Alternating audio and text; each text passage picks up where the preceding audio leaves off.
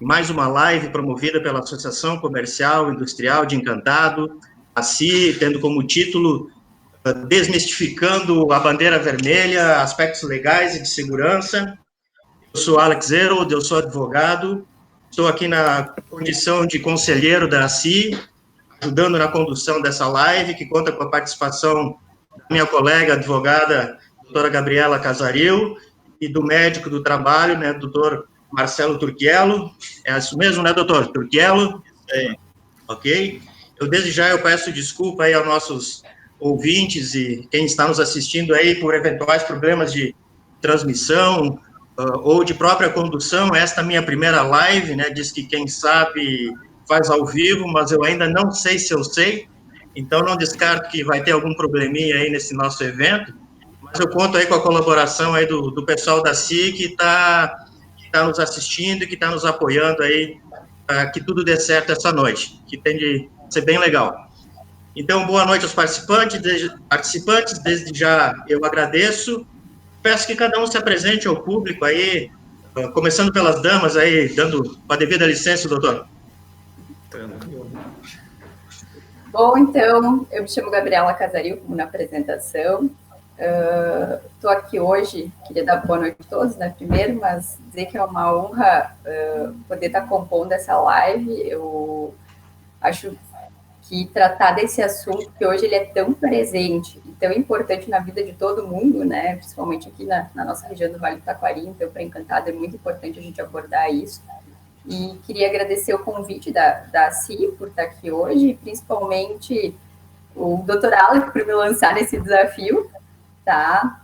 Eu também estou estreando aqui, espero poder contribuir com esclarecimento sobre esse assunto, né? Que eu acho que é de grande interesse dos associados e todos que estão nos assistindo hoje. Boa noite aí, boa noite a todos, então. Sou o Dr. Marcelo Turquiello, então, médico do trabalho aqui em Encantado. A gente vai estar aí desenvolvendo o tema, então, da bandeira vermelha, principalmente, né, pela situação que aconteceu aqui na nossa região do Vale do Taquari, aqui, né, com a bandeira vermelha em Lajato.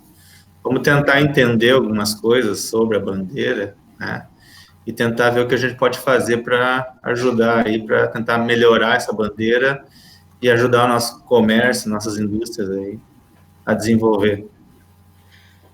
É verdade, o tema é palpitante, né, o modelo do distanciamento controlado que foi adotado pelo Estado do Rio Grande do Sul, e que tudo indica está sendo, inclusive, de referência para o modelo que tem sido apresentado agora pelo próprio Ministério da Saúde, né, no âmbito nacional, para enfrentamento da pandemia, e para nós ele é, digamos assim, mais palpitante, justamente por isso que o doutor acabou de dizer, né, que a região de Lajeado, que engloba Encantado e os municípios vizinhos, ela está, então, em bandeira vermelha, né, taxada com risco alto. Então, assim, só para situar inicialmente, né, nós temos o modelo, esse prevê 4 bandeiras, né, são 4 bandeiras, amarela, laranja, vermelha e preta, com os respectivos graus de risco baixo, médio, alto e altíssimo, né. Nós estamos, como disse bem o doutor, bandeira vermelha, risco alto, né, a gente, inclusive, tem visto aí durante a semana muitas críticas e movimentações de autoridades e entidades aí contra a nossa classificação, né, tentando rever a nossa classificação, mas, independente disso, é onde nós estamos hoje e é sobre essa situação que a gente pretende conversar um pouquinho aí com todo mundo essa noite, tentar desmistificar, esclarecer algumas coisas, né. O pessoal vai interagindo, o pessoal vai perguntando, a nossa equipe aí de apoio da CI, ela vai controlar as perguntas, repassar para nós, se a gente não conseguir visualizar, enfim, vamos nessa, tá? Vai ser legal. E eu acho que eu já começo o assunto, digamos assim, passando a palavra para a doutora Gabriela, para ela nos apresentar, falar um pouco sobre o contexto normativo, assim, qual é o fundamento legal desse modelo, ele está alinhado com a legislação federal, o alinhamento com a legislação municipal, enfim, a gente se situar do ponto de vista legal, né? Sim. Eu gostaria de pedir se o pessoal dê um like aí, se está me ouvindo bem. Eu vi que teve umas falhas do Dr. Alex. Estão me ouvindo, pessoal? Sim, está tudo certo aqui. Está dando certo? Tá. O que a gente pode começar explicando um pouquinho na parte de legislação, né? Que hoje o modelo, então, a gente tem esse modelo adotado pelo Estado, é um modelo de contingenciamento com medidas, tá, de restrição e de quarentena, tá? Ele vem baseado, então, a gente tem o Decreto Federal 13.979, que ele entrou em vigor lá em fevereiro, dia 6 de fevereiro, que ele dispôs, então, por ordem, então, presidente, sobre medidas de enfrentamento da emergência à saúde pública e importância internacional, então, do decorrente do Covid-19. Lá no artigo 3º, ele fala que, então, para o enfrentamento da emergência à saúde pública de importância internacional, decorrente do coronavírus, as autoridades poderão adotar, no âmbito de suas competências, algumas medidas. Então, entre elas, o isolamento, a quarentena, a determinação de restrição de realização compulsória de algumas medidas, como exames médicos, testes laboratoriais, coletas de amostras, vacinação. Dentro disso, então, a gente tem que tanto a União quanto os estados, o Distrito Federal, eles têm, eles podem concorrentemente legislar sobre as normas dessa área, né, de controle da saúde. Então, desse modo, hoje, a gente tem os decretos estaduais 5.240 e 55.241, que daí eles tratam de um sistema de monitoramento e de distanciamento controlado, tá?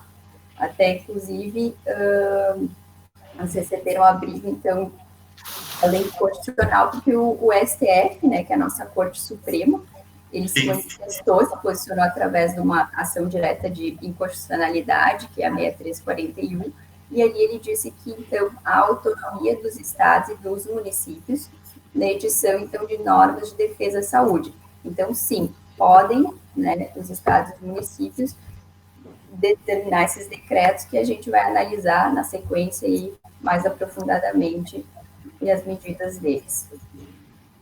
Pelo que eu entendi, então, a Lei 3.979, ela respalda o decreto que foi emitido agora pelo governador do Estado, pelo governo do Estado, né, em razão de que já tem autorização legal para decretar a quarentena, né, e dentro da quarentena, medidas que envolvem restrições de atividades, né. Mas, assim...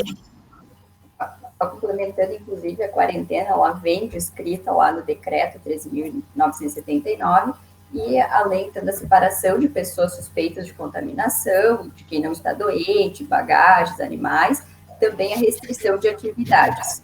Isso é o isolamento, né? Eu vejo que as pessoas falam isolamento, mas, na verdade, nós não estamos em isolamento, nós estamos em distanciamento, que é uma das medidas, né, de prevenção, o distanciamento social. O isolamento é um instituto jurídico que tem que haver um afastamento das pessoas que estão em contágio, contaminadas ou suspeitas de contaminação. Aí depende de ato médico para isso, etc. O distanciamento social, que é o que a gente vive desde lá já há mais de 40 dias, né? Literalmente quarentena já está passando. A gente vive o distanciamento social. E as medidas de restrição de atividades, elas encontram fundamento legal, a possibilidade de quarentena, né? Eu acho que é mais ou menos isso que eu entendo da legislação.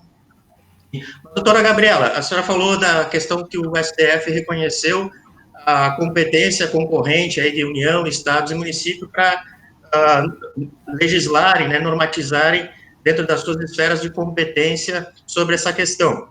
Mas os municípios, os prefeitos, eles podem, através de legislação própria, negar ou abrandar o cumprimento desse decreto estadual, na sua avaliação? Eu entendo que não, porque, inclusive, o próprio...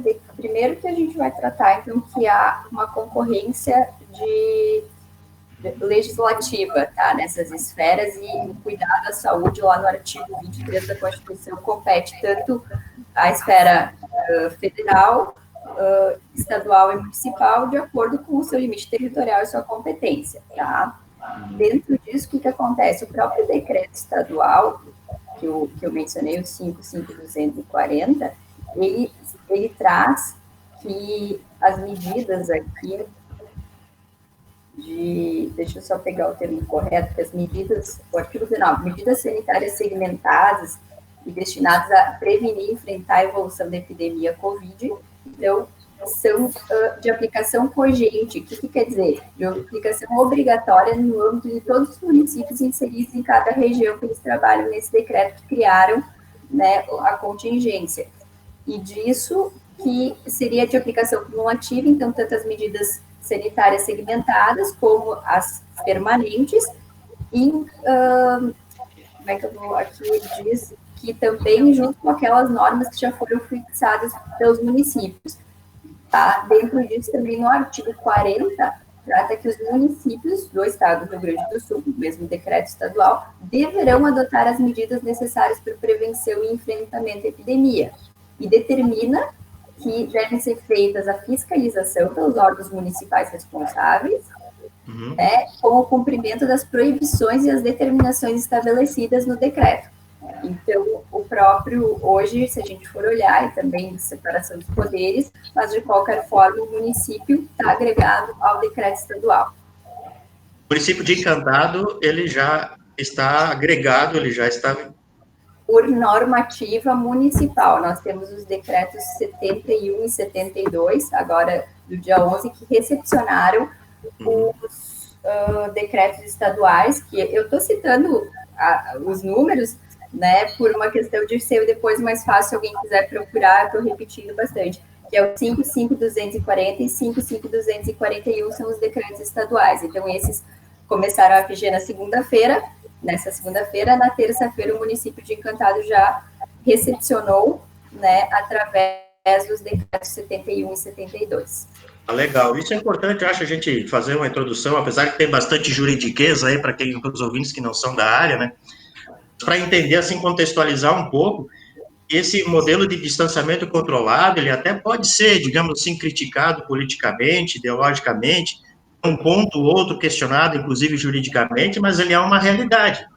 É uma realidade, né, que vai ser mantida por aqui. Provavelmente nós teremos que conviver com essa realidade por um bom tempo, né? Porque enquanto nós tivermos a necessidade de estar em enfrentamento da pandemia, este modelo, nós estaremos submetidos a ele e teremos que conviver com isso. Por ser uma realidade, né, eu acho que nós temos que conhecê-lo. Então, a proposta de hoje é justamente a gente, junto com a interação do nossos telespectadores, vamos dizer assim, né, o pessoal que está curtindo a nossa live aí pelas redes, e a gente faça um apanhado dinâmico, assim, para estimular, inclusive, essa leitura que vai ter que ser constante, porque isso vai conviver com a gente por um bom tempo, e ele é mutável, ele não é algo, assim, permanente, então, temporariamente, ele vai sofrer modificações, como a gente vai ver. Então, eu peço, assim, para quem puder acessar o link distanciamentocontrolado.rs.gov.br, provavelmente o nosso pessoal ali da CIVA vai estar compartilhando esse link ali no chat, né? Mas, repetindo, distanciamentocontrolado.rs.gov.br, vai ter ali, né, todas as informações oficiais e bem completas sobre essa matéria, e é isso que nós vamos abrir agora, cada um no seu computador aqui, dar uma olhadinha um pouquinho melhor nisso tudo, né? Estou abrindo aqui na primeira página, já fala aqui que do modelo de distanciamento controlado é construído com base nos critérios de saúde e atividade econômica, sempre priorizando a vida. Então, aqui já saúde, atividade econômica, essas coisas, elas se conversam, elas convergem, elas não brigam uma com a outra, essas duas coisas andam juntas. E, é claro, sempre priorizando a vida, como o próprio declara, como um bem maior. Então, a atenção que o governo do estado entendeu dar com a adoção desse modelo de distanciamento controlado é justamente atender aspectos de saúde, aspectos econômicos e com priorização da vida. Doutora Gabriela, sobre Logo tem umas coisas aí para o doutor, viu, doutor? Doutora Gabriela, eu queria saber assim, como é que vai ser feito o monitoramento, a atualização dessas bandeiras, enfim, dados mais específicos. A gente vai ter que conviver com a bandeira vermelha para sempre ou não? Como é que é? Então, como eu disse, começou agora na segunda-feira, 0h, né, segunda-feira, e é semanalmente divulgado pelo Estado, tá? E já foi acolhido no decreto municipal também essa sistemática, tá? Semanalmente eles vão monitorar, o monitoramento é diário com as informações de abastecimento, então, dos órgãos de saúde responsáveis, né? Dentro de todos os critérios que tem, são 11 critérios diferentes para fazer a pontuação. E essa classificação da região, né, pela cor de bandeira, ela vai ser anunciada sempre no sábado pelo governo estadual, que já vai ser recepcionada pelo municipal de acordo com o decreto de encantado, tá? E passa a vigorar sempre às 0h da segunda-feira. Então, as atividades, seja com maior restrição, com abrandamento das medidas, né? Toda semana, na sexta-feira, no sábado, desculpa, se vai ter que analisar em qual enquadramento, se houve alteração ou não, para as atividades serem enquadradas ali, seja com até restrição ou maior atividade, né? Por exemplo, vão ter situações que depois a gente vai ver onde, dependendo a cor da bandeira, ou a atividade tem que paralisar total, ou ela pode seguir com restrições. Então, Marcelo, então, um bom tempo aí, nossos empresários, nossa população vai ter notícias no sábado da manhã que poderão exigir adaptações mais brandas ou mais severas para segunda-feira. Como é que vamos conviver nesse contexto aí? Como é que os empresários podem pensar um pouquinho para se organizar nisso? A gente está vivendo aí, né, uma realidade que numa semana é uma e na outra já é diferente. Portarias são publicadas aí semanalmente também, né? E o modelo de distanciamento, como ela falou, a Gabriela falou aí, vai ser todo sábado vai ser atualizado, né? É importante a gente entender que essas bandeiras, né, elas são classificadas através de...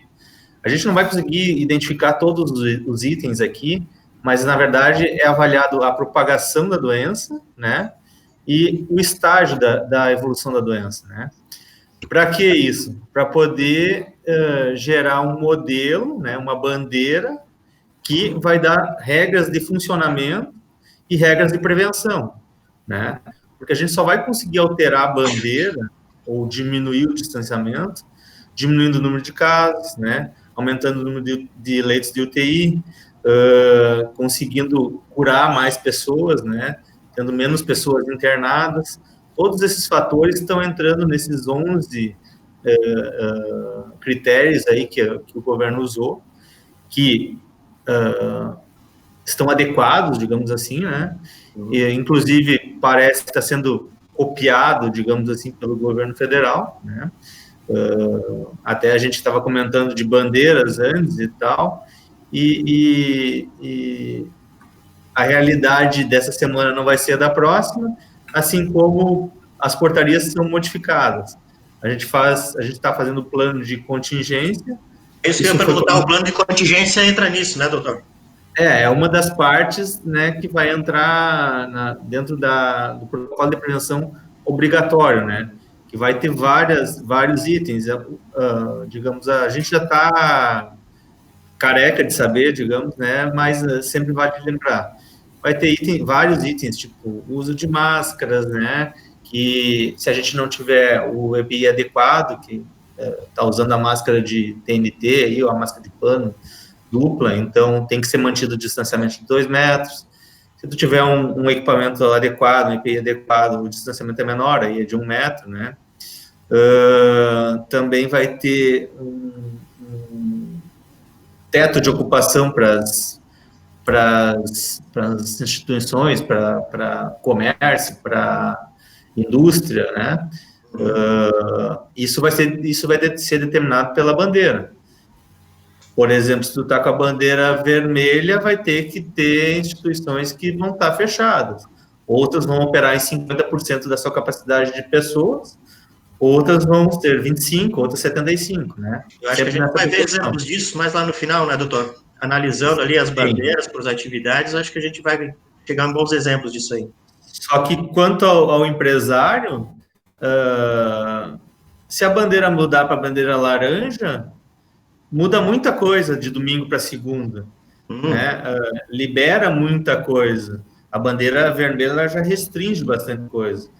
E a preta, então, seria o lockdown mesmo, seria o fechamento de tudo aí mesmo, né?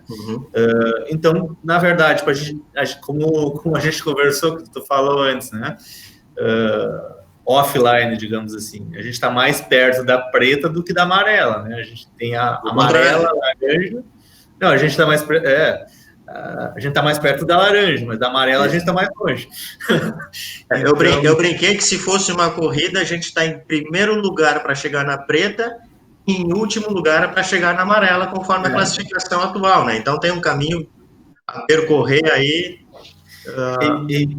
Embora a gente vai até falar desses dados depois, né? Que a gente até falou que divergia dos resultados, né? Porque como a gente tem considerado um modelo adequado, né? Talvez pela falta de notificação de testagem em outras macro-regiões, né? O governo dividiu todo o estado em 20 regiões. Algumas regiões, na verdade, primeiro foram 37, que acabaram ficando 20.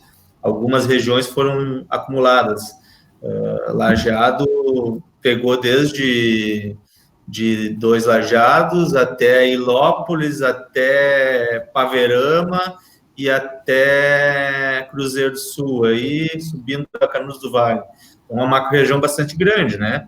Então, por isso que um dos fatores que é avaliado é o número de UTIs pela macro-região, né? E a quantidade de UTIs para cada 100 mil idosos, né?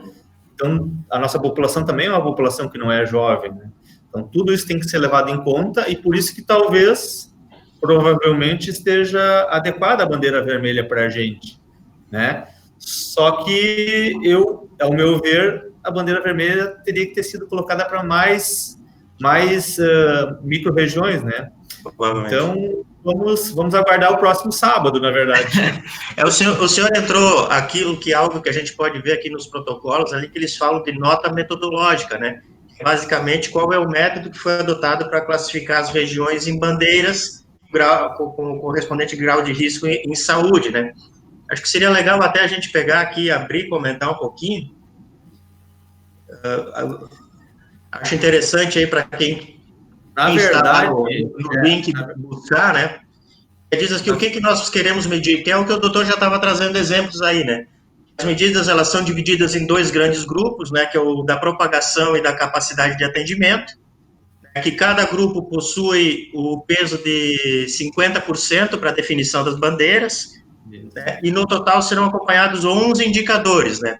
Aí a gente vai lá para a propagação, temos velocidade de avanço, com 4 indicadores para ser analisados, estágio de evolução com um indicador, incidência de novos casos sobre a população com 2 indicadores, e na capacidade de atendimento, a capacidade de atendimento propriamente dita com 2 indicadores, e a mudança da capacidade de atendimento com 2 indicadores, que isso vai dar um peso de medida 10, 50% para cada um das grandes divisões, e um número de indicadores de 11, né? Então, me chamou a atenção a respeito desse assunto. Eu acho que seria legal comentar, talvez muita gente tenha visto aí eu vi pelo Face, uma live do advogado, nosso colega lá de Lajeado, Alex Schmidt. Ele disse que ele revisou nessa live, nesse vídeo aí, ele disse que revisou os 11 indicadores da nossa região e que nós ficamos na bandeira vermelha por detalhe. Que segundo ele, eu não conferi isso, mas dou credibilidade ao nosso colega, né? O resultado da região foi de 1,5, assim foi arredondado para 2 e nós caímos na bandeira vermelha. Se tivesse sido 1,49, não 1,50, a gente estaria na bandeira laranja. Vejo isso, eu não vou discutir aqui se isso é justo ou injusto, né?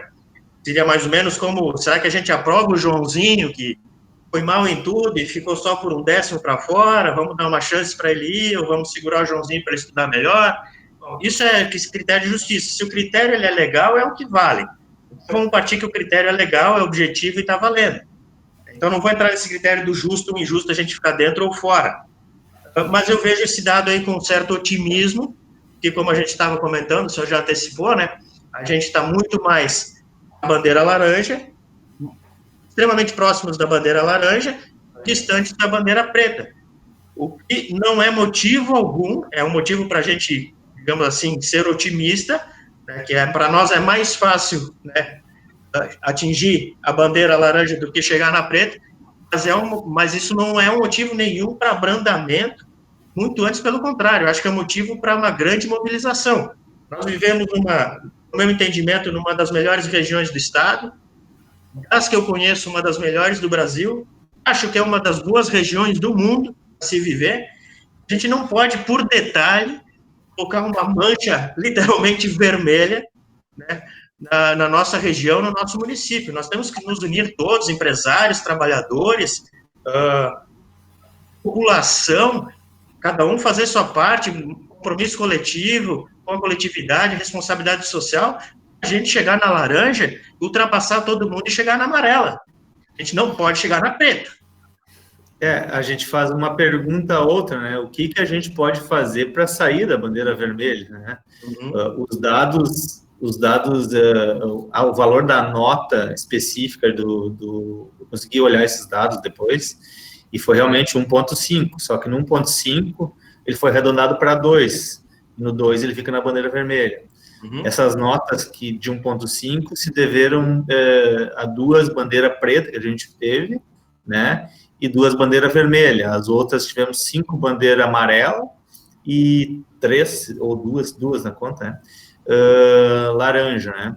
Essas bandeiras, se a gente entrar no método, no que foi que deu a bandeira preta, né, ele acabou sendo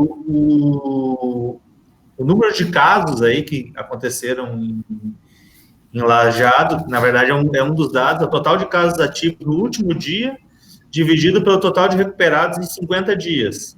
Isso faz parte do estágio de evolução na propagação da doença, né? E o número de confirmados nos últimos 7 dias por 100 mil habitantes. Essas foram as 2 notas de bandeira preta, né?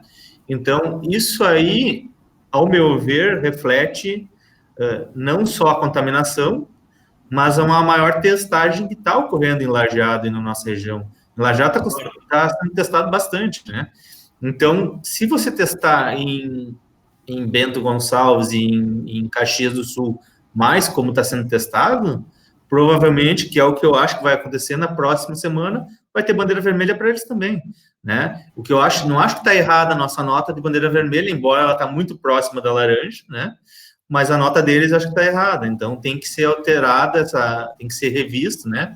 E até já há ponderações aí do pessoal de Estrela, que parece que tinha 2 UTI que não contaram, que talvez diminuiria a nota, então provavelmente vai acontecer de abrandar essa bandeira no final de semana. Mas o que a gente pode fazer como pessoas, como empresários, né, para ajudar esse protocolo, botando bandeira vermelha, a pessoa não podendo abrir uma loja, diminuindo a quantidade de gente que vai para um mercado, a quantidade, o teto de ocupação, que é uma coisa que a gente vai falar, tem a ver com a porcentagem com a área, né, da instituição, porque se tu tem 2 metros que tu tem que ter de distância de uma pessoa para outra, tu tem 4 metros quadrados, né? Então, vai fazer um cálculo da área livre do local do comércio, e vai ser feito quantas pessoas podem ficar lá dentro. Mas isso tudo é por causa do distanciamento, para evitar a propagação da doença, para evitar que ela continue, porque a virulência é muito grande, então evitar que propague. Outras coisas que a gente pode fazer é aumentar o número de leitos. Está sempre se tentando fazer isso, aumentar o número de leitos. E tentar diminuir a quantidade de indivíduos em UTI. Como é que a gente vai tentar diminuir isso? Tentando fazer com que os grupos de risco, principalmente, né, que é os que mais vão para a UTI, fiquem mais em casa, né? Então, liberando o grupo de risco do trabalho, deixando ficar em casa, hipertenso, diabético, imunossuprimido, obeso, né? Gestantes, todas as pessoas, para diminuir o número de pessoas em UTI. Isso vai refletir numa nota não preta, vai ficar uma nota vermelha ou laranja, e esse índice vai cair e a bandeira vai cair, né? Esse é o cálculo do governo. Uhum. O senhor citou um ponto aí que era uma outra coisa que eu gostaria de destacar, e vou passar depois a bola para a doutora Gabriela sobre esse assunto. Eu vi isso que o senhor mencionou, eu vi num post do nome de Fernando Dil, que foi compartilhado pelo jornalista Adriano Mazarino, que o município de Esteira ela estaria estudando, avaliando entrar na justiça com o estado do Rio Grande do Sul, alegando que não teria sido levado em conta os 2 leitos de UTI, e, se eu não me engano, também a ocupação de outros leitos por pacientes de outras regiões, o que, em tese, se isso for verdade, né, a gente estaria num erro de cálculo na aplicação da metodologia, né? E se isso, de fato, ocorreu, né, doutora Gabriela, como é que a senhora vê o Estado, se o Estado errou o cálculo, ele pode ser responsabilizado aí perante as empresas que foram obrigadas a fechar? Como é que a senhora vê isso? Eu sei que é polêmico, e estou te pegando de surpresa, assim, meio que... Mas dá uma opinião sobre isso aí, porque... Sim, quando a gente começa, se eu for em tese, né, dentro dessa situação, eu posso dizer que o Estado, ele o quê? Ele tem uma responsabilidade objetiva, tá? Então, o Estado, ele tem, ele sofre responsabilização. Aqui a gente pode já trabalhar que houve, daqui a pouco, em tese, né, se está analisando ali, pode ter ocorrido e ser demonstrado um erro na própria aplicação da norma, né? Houve regramentos objetivos em relação a como fazer a classificação, e daqui a pouco, por erros, eu não sei daí exatamente o que, estou trabalhando na expectativa, né, que pode ser evidenciado um erro, ele fez uma classificação errônea. Disso, a gente sabe que o privado, o Estado, ele tem a responsabilidade, ele responde, então, pelo dano que ele gerou, inclusive para o privado. Se ele conseguir demonstrar, né, que a empresa, para cumprir a norma, né, que ela teve que cumprir, é cogente, é obrigatório, ela teve prejuízos, né, comprovarem, daqui a pouco a gente vai trabalhar com lucros cessantes, porque aquilo que eles deixaram de ganhar, tá? Seja, principalmente as que estão fechadas, né, a gente vê que se a gente chegar no ponto específico do comércio, a reclassificação, né, uma mudança de tão pouco percentual que poderia gerar um outro enquadramento de bandeira, já poderia ter atividade, coisa que agora tem que ficar, né, fechado completamente. Então, sim, eu entendo que pode, sendo comprovado esses prejuízos, né, e também comprovado que houve erro, né, pela responsabilidade objetiva do Estado, a se poder acionar o Estado e buscar esses prejuízos, né, a indenização pecuniária dos mesmos. Eu concordo com a senhora no sentido de que, se de fato constatado um erro, né, numa avaliação de um critério objetivo, na aplicação de uma metodologia que é objetiva, esse erro, ele impacta nos negócios privados, com restrição de atividade e de lucro, a possibilidade de se abrir aí um campo de responsabilidade civil contra o Estado é objetiva, né? É latente, mas vamos aguardar o avanço disso, né? Mas é para a gente ter uma ideia da complexidade das coisas também que nisso estão envolvidas. Eu acho que agora, né, doutora, a gente pode ir lá para os protocolos lá e estão ali disponíveis naquele link lá, distanciamento controlado. Eu até não quero criar mais polêmica, né? Mas quando a gente começa a parar para pensar sobre prejuízos e tudo mais, até os próprios municípios, né? Hoje, a redução de arrecadação, as próprias atividades, né, acabam tendo paralisações e redução, né, na redução da arrecadação. Então, dentro disso, se a gente for olhar juridicamente, também não há nenhum impedimento do ente público acionar outro por algum erro, se for comprovado. Eu acho que a gente está trabalhando uma situação bem delicada, né, mas se realmente tiver fundamentos, esses pontos ali que eu vi no noticiário, né, que então estão querendo ajuizar por erro de classificação, né, do que foi informado, eu acho que a gente está trabalhando com uma situação que juridicamente vai ter que ser analisada com maior cautela e possível busca de dano, sim. Legal.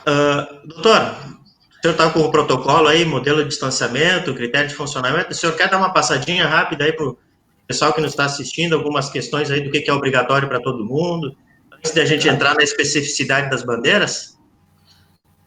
Na verdade, assim, ó, as bandeiras, né, elas vão servir para quê? Elas vão criar um critério de funcionamento e um protocolo de prevenção, né? O protocolo de prevenção vai ter um obrigatório e um recomendado, tá? Mas nos critérios de funcionamento a gente tem que falar também, porque se tu abrir o site lá e abrir a tabela que eles têm dos setores, eles dividiram os ramos econômicos, 57 atividades, se não me engano, 52, em 12 setores, né? E esses 12 setores vão estar elencados nessa tabela, tá? Na tabela também vai constar, assim, setor como sendo essencial ou não, qual o setor que vai ser, qual vai ser o modo de operação, né? Qual vai ser o teto de operação e qual vai ser o horário de funcionamento. O horário de funcionamento, na verdade, vai ser definido pelo município, né? Mas o modo de operação, se vai ser normal ou se vai ser restrito. No restrito, a gente vai poder diferenciar ele entre teleentrega, drive-thru, takeaway e presencial restrito, que aí é com diminuição do número de pessoas, de trabalhadores, na verdade, né? Que aí vai aparecer a porcentagem de trabalhadores também que vai poder estar trabalhando na empresa, digamos. A gente pode até abrir, até selecionei aqui a tabela, se quiser falar disso agora, ou se quer falar primeiro dos protocolos. Acho que a gente já pode pegar um exemplo importante, vamos pegar talvez o comércio. Acho que tem bastante gente do comércio nos ouvindo aí. O comércio com a bandeira vermelha tem que estar fechado, né? Não tem... pode abrir, se tu pegar também tem o KNAI ali, na verdade, né? Tu pega uma loja de roupa lá, que a KNAI é 47. Ele tem comércio varejista, né? Ele tem que estar fechado, tá? Aqui. Daí ele não vai ter outras determinações. Mas, por exemplo... Indústria. Eu acho que o comércio não é um bom exemplo para taxa, porque realmente está fechado, né? Vamos pegar a indústria. Mas pegar, por exemplo, o comércio varejista, né? De alimentos, né? É possível. Um mercado aí. Ele vai ter que estar trabalhando com 50% dos trabalhadores, né? E o modo de operação é presencial restrito, teleentrega ou pegue leve, tá? Ainda pode ser presencial restrito. Se a gente passar por uma bandeira preta, não vai ter presencial restrito, que seria com metade dos funcionários, né? Mas também vai ter que levar em consideração o teto de ocupação, tá? Comércio de posto de combustível também, né? Também tem que trabalhar com 50% dos seus trabalhadores, tá? É presencial restrito também. Os outros podem ficar em teletrabalho, né? Pode ficar em casa. Aqui também tem, na tabela também, assim, tem os protocolos obrigatórios, que a maioria vai estar com um xizinho lá, os informativos, que seriam os variáveis, e aí nos variáveis também, além dos informativos, vai entrar monitoramento de temperatura, tá? E testagem de trabalhadores. A grande maioria das empresas maiores está realizando a medição do termômetro de teste, que a gente diz, né? Mas até não é indicado até na bandeira vermelha ainda, mas no plano de contingência a gente está colocando, porque é um parâmetro importante para a gente poder separar, fazer uma busca ativa e levar o funcionário ou vai trabalhar ou fica ali uma hora esperando para ver se a temperatura baixa, né? Isso dentro do plano de contingência está elencado lá as temperaturas, os níveis de temperatura que vai acontecer isso, ou vai ter que ser encaminhado já diretamente para o COI lá, que é o Centro de Operações de Emergência, né? Então, vamos falar da indústria, então, né? Podemos falar um pouquinho da indústria? A indústria, escolhe uma, então, para nós falar aí. Vou pegar de alimentos, importantíssima para nós aqui. Indústria de alimentos.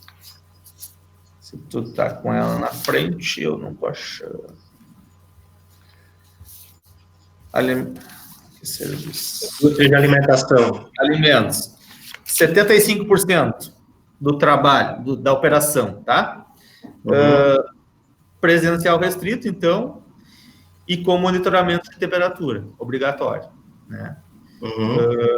Isso tudo está nessa tabela. Se o pessoal abrir, né, o monitoramento... Ela é super didática, né? Ela é boa. É só olhar ali, está tudo ali escrito. O setor de couros e calçados, né? 50% dos trabalhadores, né? E o resto em teletrabalho presencial, não precisaria fazer monitoramento de temperatura. Químicos, né? 50% dos trabalhadores também, tá? Indústria moveleira, 50% dos trabalhadores na operação.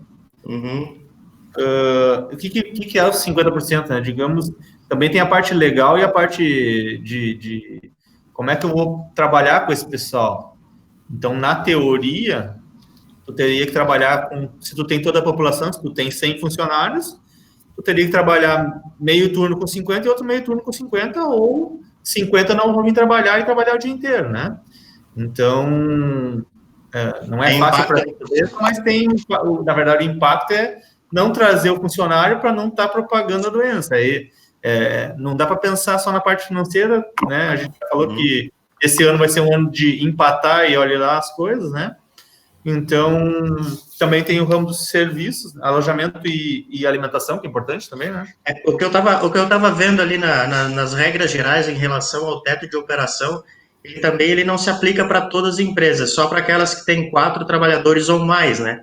Então, digamos assim, estruturas que tenham bastante enxutas, elas não vão, né? Pequenas empresas que não têm mais do que 4 trabalhadores, e aí trabalhadores se inclui o sócio, né? Não são 4 empregados, né? Todos os que trabalham, seu sócio não teria a aplicação do teto de operação, mas ele cai naquela taxa de ocupação, né? Que é diferente do teto de operação, que é a taxa que onde é que a gente vai ter, que é o distanciamento. Pelo que eu me lembro, aí, o senhor me corrija se estiver errado, com o IPI é 1 metro de distância, dando 1 metro quadrado por pessoa, e sem IPI, 2 metros de distância com 2 metros quadrados, né? Então, pequeno comércio teria que ficar atento nisso, né? Na verdade, com o EPI é 1 metro de distância, mas aí o EPI é adequado, não é essa máscara que a gente está utilizando aí, né? Sim. E é 2 metros quadrados por pessoa. E daí, sem EPI, é 2 metros de distância e 4 metros quadrados por pessoa. Né? 4 metros, perfeito. Tá? Então, aí o cálculo que tu faz, mas isso não é da área da empresa ou da área do comércio dele, isso é da área que é área livre, né? Então, se tu tá no mercado, tem que descontar as gôndolas e contar só os corredores e as outras partes. Por ambiente, como o senhor bem falou, né? Que o teto de operação, ele considera o número de pessoas ao mesmo tempo no mesmo ambiente. É isso que tem que ser administrado. Então, se tu tiver um único ambiente, vai ter que mudar o tempo das pessoas no ambiente. Se tu tiver um único tempo, tu vai ter que dividir os ambientes. Na verdade, isso também entra no plano de contingência que a gente faz, né? Isso. E a gente vai fazer o quê? Fazer uma adequação do local. Então, tu pode, o teu 4 metros de distância pode ser 2 metros um lado, que pode ser os mesmos 2 metros do outro lado. Então, pode ter um espaço menor, talvez, né? Sim. Então, a gente vai fazer o quê? Vai espaçar mesas, né? A gente está fazendo o quê? Faz no plano de contingência desde a chegada da empresa.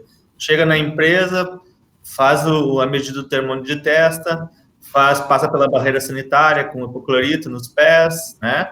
Vai para o ponto, na hora de passar o ponto, tirar o ponto eletrônico, colocar com cartão e tal, para não ter que passar o dedo lá, ou se não tiver como, álcool gel antes, passa o ponto, lava com sabonete depois.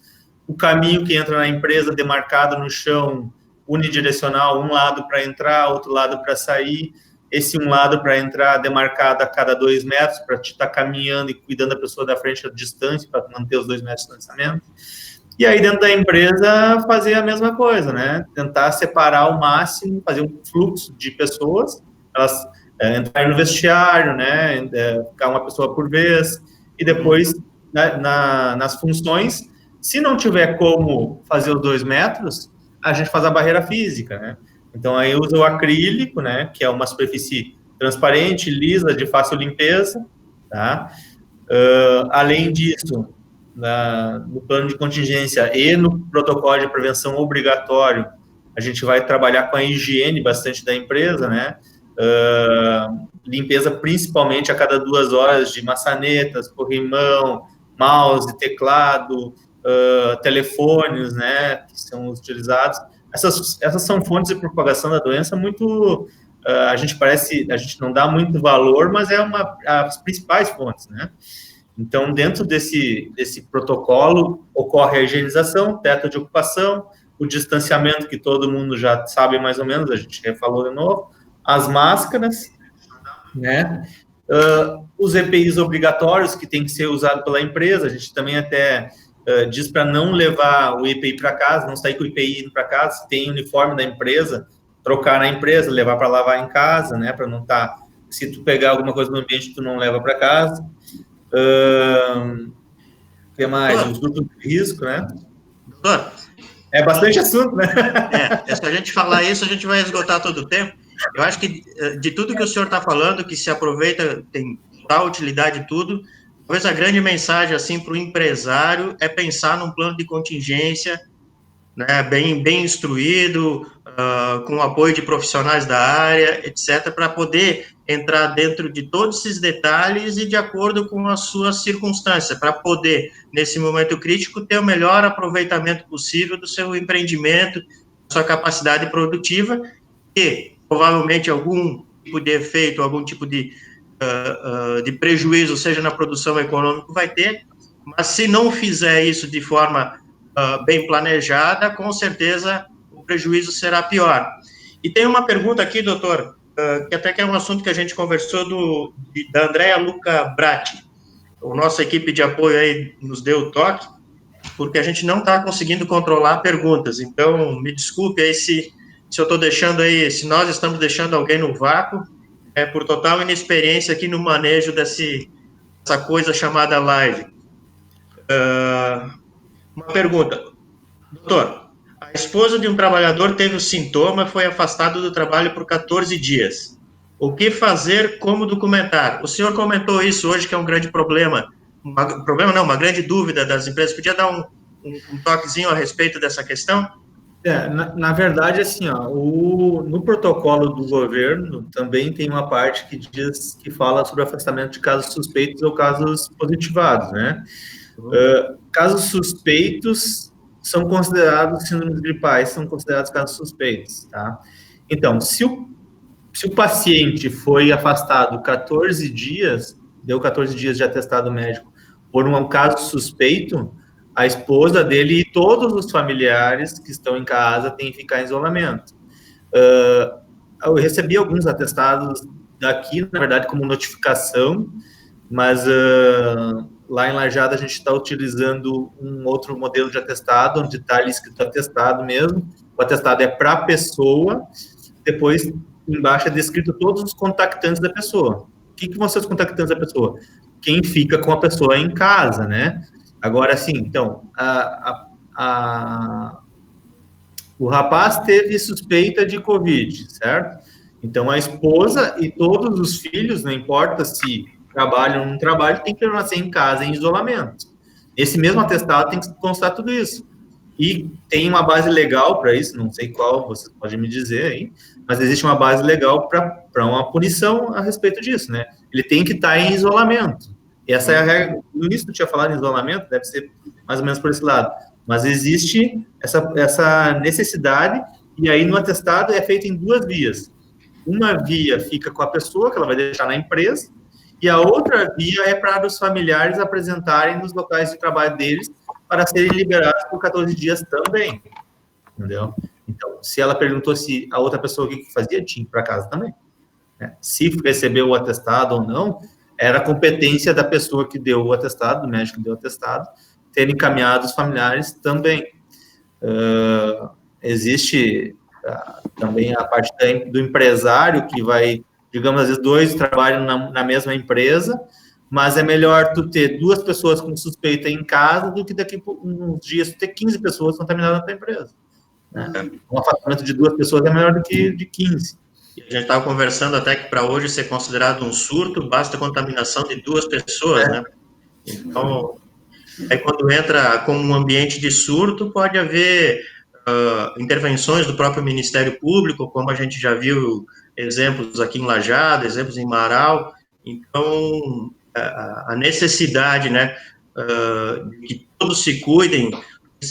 Daqui a pouco, a tua contaminação ali numa cervejinha inocente aí com um amigo num bar à tarde leva essa contaminação para dentro de uma indústria e acaba fechando uma empresa aí por ordem da justiça por 15 dias com 1.000 empregados, né? Então, a gente tem que, eu acho, prestar atenção nisso. Doutora Gabriela, eu estou vendo que o tempo está passando aqui.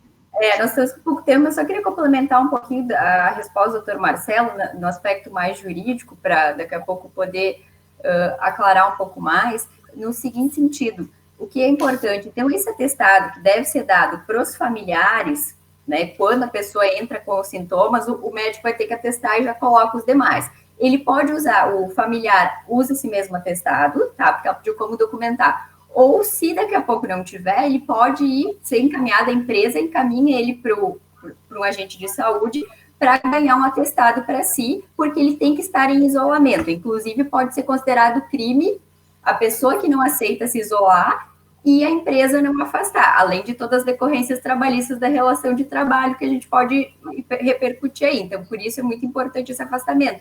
E dentro disso, os primeiros 14 dias que são na regra, né, ele vai ficar com falta justificada pela empresa.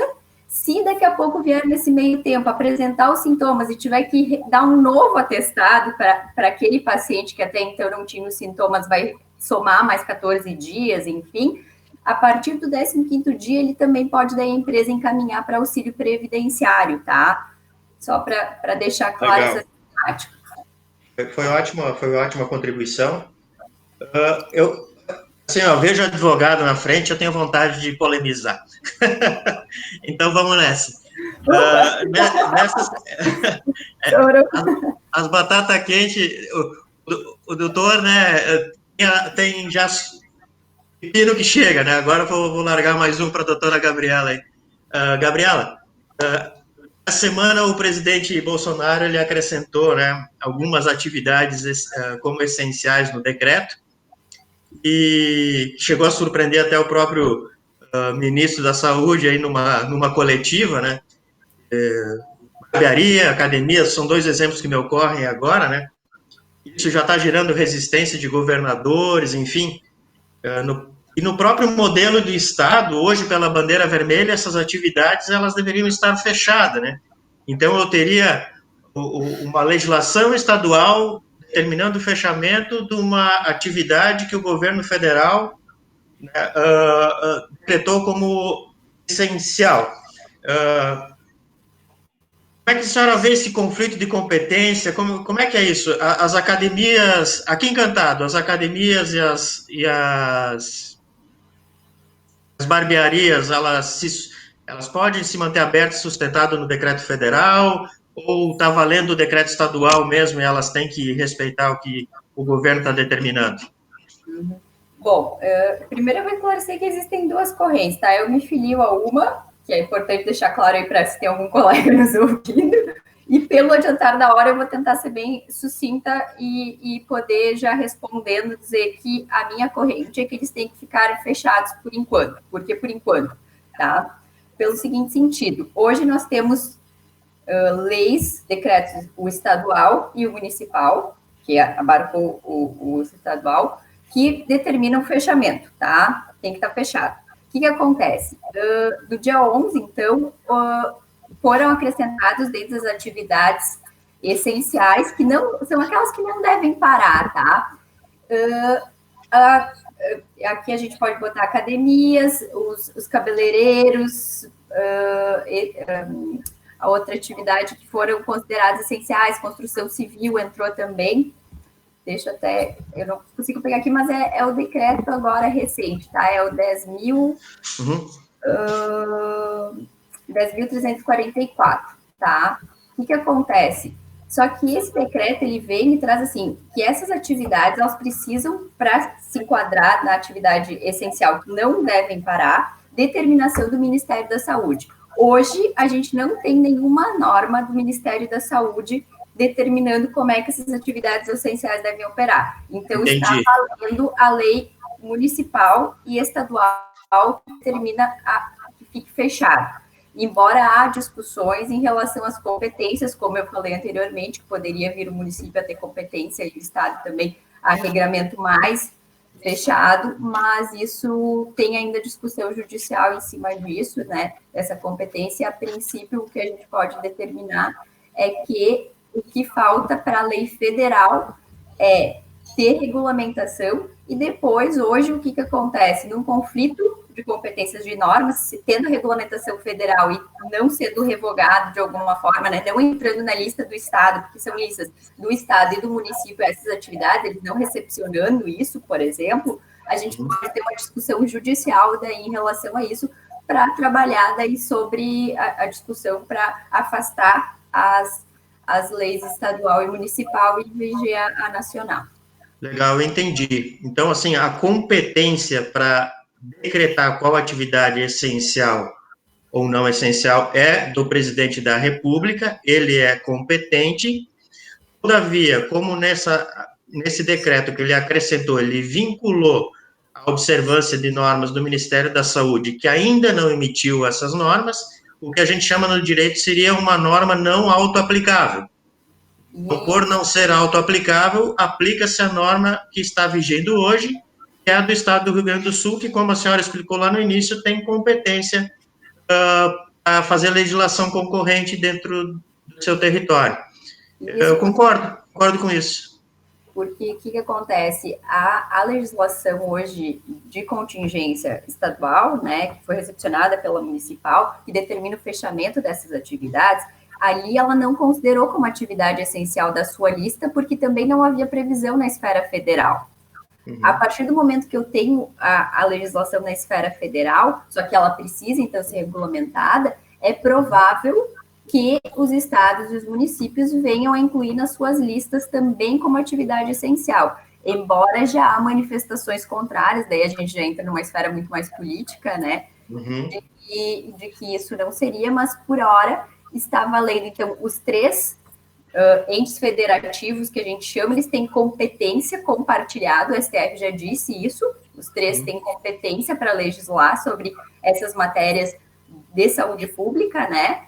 E, a princípio, nós temos a lei, que eu digo aquela lei originária 13.979, que eu falei lá no início, lá de fevereiro, que traz que quem é competente para decidir qual atividade é essencial é o presidente da República. Então, através de decreto, esses decretos de âmbito nacional.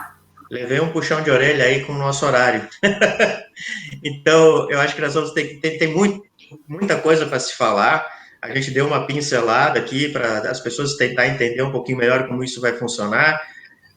Vou deixar aí um minutinho aí para o doutor, um minutinho para a doutora, para um encerramento aí, para um fechamento da sua participação nessa conversa aí, nessa live. Doutor? Na verdade, vamos agradecer o pessoal, né, que acompanhou a gente aí e tal. Deixar a seguinte mensagem, para a gente continuar se cuidando. Trabalha quem precisa trabalhar, quem pode trabalhar, né? Quem pode ficar em casa, fica em casa, tá? Vamos tentar diminuir a nossa bandeira, ver se Deus quiser, se tudo der certo, sábado a gente cai para amarela, então libera um pouco mais, né? O que a gente não quer é a bandeira preta e ficar tudo fechado dentro de casa. Eu até vou fazer um agradecimento aos patrocinadores, eu falei para ele que ia fazer. Agradecer a Aero de Casaril e MT Medicina do Trabalho e a CIA pela colaboração da nossa hora aí que passamos. Legal. Fazer... Doutora Gabriela. Vou mais uma vez agradecer a oportunidade de estar aqui. dizer que, assim, na esfera jurídica, o que eu tenho a dizer é que nós temos legislação, e isso é o que não falta, né? Nós temos muitos regramentos hoje, estamos com mais de centenas de bases legais para analisar, e que é importante, então, que o empresário, enfim, a população no todo, ela acate e cumpra, por mais que a gente tenha essa dificuldade, que às vezes a gente se torna até um certo esgotamento e uma intranquilidade, porque muda toda hora, mas o importante é cumprir, as bandeiras estão aí, a gente vai ter que fazer o que a norma diz, se tiver algum ponto, discutir judicialmente, né, mas fazer uma boa análise, uma boa interpretação, que daí, né, eu só posso dizer que vocês têm que andar bem assessorados, o assessoramento jurídico, ele se torna indispensável nessa situação, tá? Eu espero aqui poder ter colaborado um pouquinho dentro dessa complexidade toda, né? A gente tentou, eu pelo menos tentei trazer uma linguagem mais simples, fazendo a citação da legislação. Quem aqui da live quiser, depois a gente pode mandar os artigos de lei, se quiserem, os links ali, as meninas já colocaram, fico à disposição, tá? E é isso, né? Não tem como ter uma decisão estratégica de empresa, não tem como cumprir direito à lei, não tem, se tiver que buscar um amparo judicial daí para qualquer abuso ou qualquer atuação errônea, sem entender, compreender, aplicar e discutir em cima disso, né? Fazer a devida interpretação. Mais uma vez, muito obrigada a todos. Bom, é a Si que agradece o doutor Marcelo, é a Si que agradece a doutora Gabriela, a Si agradece a todos que nos acompanharam até aqui. Espero que tenha sido tão prazeroso quanto foi, vou me arriscar a dizer, para nós três participar disso, né? Muito bacana, muito importante. Isso aqui é só, digamos, uma pincelada do assunto que vai exigir acompanhamento contínuo. Todo sábado de manhã nós teremos novidade para começar a trabalhar na segunda-feira. Isso vai fazer parte da nossa realidade, provavelmente, por todo esse ano. Então, vamos lá, é isso mesmo. As autoridades locais e as entidades locais, elas estão muito empenhadas a controlar todo o avanço dessas contaminações, qualificar nosso sistema de saúde, para a gente superar esse momento que é triste, é um momento complexo, mas depende muito do esforço dos empresários, trabalhadores, da população em geral, né? Vamos se cuidar, vamos seguir as recomendações, vamos acreditar naquilo que está sendo dito oficialmente pelo Estado, que uma atitude, digamos assim, descomprometida, uma atitude individual descomprometida com a comunidade ou sem a responsabilidade social pode prejudicar aí todo um esforço coletivo, né, de todo mundo que está trabalhando coletivamente para a gente deixar de ser vermelho, chegar no laranja, ganhar a corrida para amarelo e passar desse momento. Eu acho que todo mundo tem que se sentir muito comprometido e muito responsável. Que mais? Eu acho que eu vou agradecer a Si, na pessoa do presidente Rafael Fontana, destacar que eu sou testemunha popular e auditiva de tudo que é jeito, né, do esforço incansável dele aí para também trazer avanços à área da saúde, também trazer avanços assim bem significativos aí para os nossos associados na parte de indústria, comércio, prestação de serviço, enfim, está sendo incansável. Rafael, parabéns pelo teu trabalho, e os colaboradores da Si também, que me apoiaram aqui nessa minha primeira experiência como, digamos assim, um organizador de live, né? Nem sei se existe isso, deve ser um baita mico dizer isso, porque deve ter um termo muito mais interessante que esse, e em nome dela, aí, agradecer toda a equipe de apoio, aí a Thaís nos deu um apoio legal aí para a gente começar a entender um pouco dessas ferramentas. Por fim, acho que é o nosso reconhecimento a todos os profissionais de saúde, né, que estão na linha de frente nessa batalha, né, que a gente vai vencer. A gente está vencendo, eu ouso dizer, né, não é um otimismo vazio. Nós estamos passando por ela, mas estamos vencendo, vamos vencer. Os profissionais de saúde, representados ali pelo Dr. Marcelo também, né, nosso reconhecimento e nossa solidariedade aí para todas as vítimas da Covid-19, familiares, enfim, todos aqueles que sofreram algum tipo de perda, né, em qualquer sentido, consequência dessa pandemia. E se, por um lado, ela nos distancia, né, como medidas de prevenção, acho que ela deve nos unir mais do que nunca aí para a gente passar isso com mais ganhos do que perdas. Legal, pessoal. Assim eu acho que a gente pode se despedir dessa live. Para mim foi bacana, foi legal. Espero que para vocês também. Um abraço, gente. Obrigada. Tchau.